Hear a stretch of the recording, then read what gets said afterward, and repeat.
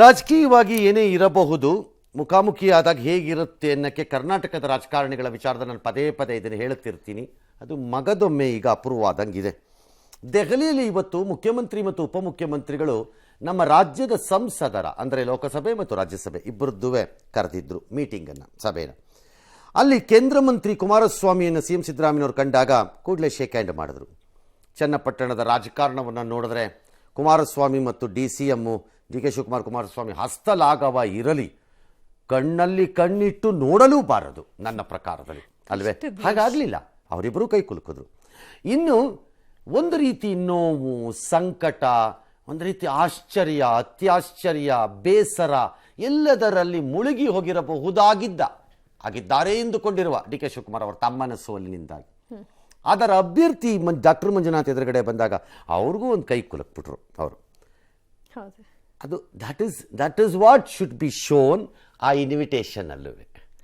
ಇಲ್ಲಿ ಕೈ ಕುಲುಕಬಹುದು ಅಂದಮೇಲೆ ಯಾರೋ ಒಬ್ರು ಡಿ ಕೆ ಶಿವಕುಮಾರ್ ಆ ಪ್ರೋಟೋಕಾಲ್ ಆಫೀಸರ್ ಏನು ಕತ್ತೆ ಕಾಯ್ತಾ ಇದ್ರ ಅಥವಾ ಕಳೆಕ ಬೀಜ ತಿಂತಿದ್ರ?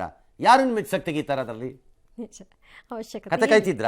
ಅವ್ರೇನು ಕೈ ಕುಲುಕೊಂಡಿರ್ತಿರ್ತಾರಪ್ಪ, ಯಾರನ್ನ ಮೆಚ್ಚಿಸಲಿಕ್ಕೆ ಅಂತ ಇದ್ದಾರೆ. ಸರಿ, ಸಭೆ ಕರೆದಿದ್ಯಾಕೆ? ಅನುದಾನ ಬಿಡುಗಡೆ, ಬಾಕಿ ಇರುವ ಯೋಜನೆ, ಇದಕ್ಕೆಲ್ಲ ಸ್ವಲ್ಪ ಸಹಾಯ ಮಾಡಿ ಕೇಂದ್ರ ಸರ್ಕಾರ ಡ್ಯಾಶ್ ಡ್ಯಾಶ್ ಡ್ಯಾಶ್ ಅಂತ. ನಾಳಿದ್ದೇನೋ ಪ್ರೈಮ್ ಮಿನಿಸ್ಟರ್ನ ಮೀಟ್ ಮಾಡ್ತಾರಂತೆ. ಸಭೆಗೂ ಮುನ್ನ ಬಿಜೆಪಿ ರಾಜ್ಯಾಧ್ಯಕ್ಷರು ಒಂದು ಟ್ವೀಟ್ ಮಾಡಿದ್ದಾರೆ. ಯಾಕಂದರೆ ಅವರೇನು ಅದಕ್ಕೆ ಹೋಗೋಂಗಿಲ್ವಲ್ಲ, ಬೇಕಾಗಿಲ್ವಲ್ಲ. ಕೇಂದ್ರದ ಜೊತೆ ಸಂಘರ್ಷ, ಮೋದಿ ಟಾರ್ಗೆಟ್ ಕೈಬಿಟ್ಟು ಬೆಳವಣಿಗೆಗೆ ಪೂರಕವಾಗಿ ಕೆಲಸ ಮಾಡೋ ರೀತಿ ಕಾಂಗ್ರೆಸ್ ಮನಸ್ಥಿತಿ ಬೆಳೆಸ್ಕೊಳ್ಳಿ ಅಂತ ಹೇಳಿದ್ದಾರೆ. ನನ್ನ ಪ್ರಕಾರ ಅದು ಸರಿ. ಒಳ್ಳೆ ಸಜೆಷನ್ಗಳನ್ನ ತಗೊಳ್ತಿರ್ಕಲ್ಲ ಸರ್, ಒಳ್ಳೆ ಸಜೆಷನ್ಗಳನ್ನ ಹಾಗೆ ಸ್ವೀಕಾರ ನಂಗೆ ಗೊತ್ತಿಲ್ಲ, ಅದು ಅವ್ರ ಹಣೆ ಬರಹ. ಎಲ್ಲಿ ನೀವಿಬ್ರು ಪೊಲಿಟಿಕಲ್ ಪಾರ್ಟಿಗಳು, ನೀವಿಬ್ರೇನು ಪಾರ್ಟ್ನರ್ಸ್ ಅಲ್ಲ ಬಿಸ್ನೆಸ್ಗೀಗ. ರಾಜಕಾರಣ ಮೀರಿದ ಬಿಸ್ನೆಸ್ನಲ್ಲಿ ಪಾರ್ಟ್ನರ್ಶಿಪ್ಪು ಇರುತ್ತೆ ನಿಮ್ಗಳ ಮಧ್ಯ. ಅಯ್ಯೋ, ಅಲ್ಲಿ ಕಾಂಗ್ರೆಸ್ಸು ಬಿಜೆಪಿ ಏನಿಲ್ಲ.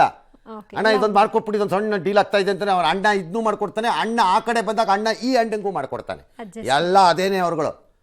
ಆದರೆ ರಾಜಕೀಯವಾಗಿ ನೀವಿಬ್ರು ಏನು ಪಾರ್ಟ್ನರ್ಸ್ ಅಲ್ಲ. ಹಾಗಾಗಿ ಸಹಜವಾದ ಸಂಘರ್ಷಗಳು ಇರುತ್ತವೆ, ನಾನು ಇರಲ್ಲ ಅಂತ ಹೇಳಲ್ಲ.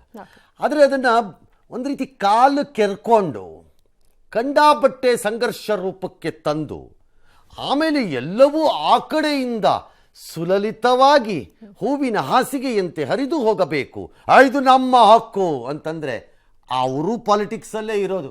ಅವರು ಏನು ಕತೆ ಕಾಯಕ್ಕೆ ಇದು ಮಾಡೋಕ್ಕೋ ಇಲ್ಲ, ಅಲ್ಲಿ ಅವರು ಅದೇ ಮಾಡ್ತಾರೆ, ನೀವು ಅದೇ ಮಾಡ್ಕೊಳ್ಳಿ. ಹಾಗಾಗಿ the state must understand this limitation. ಸರಿ, ಯಾವುದ್ರಲ್ಲಿ ಫೈಟ್ ಮಾಡಬೇಕು ಅದ್ರಲ್ಲಿ ಮಾಡಲಿ, ತಪ್ಪಲ್ಲ, ಅದು ಮಾಡಲೂಬೇಕು, ಬೇರೆ ದಾರಿ ಇಲ್ಲ ಅವ್ರಗಳಿಗೆ. They can't be partners.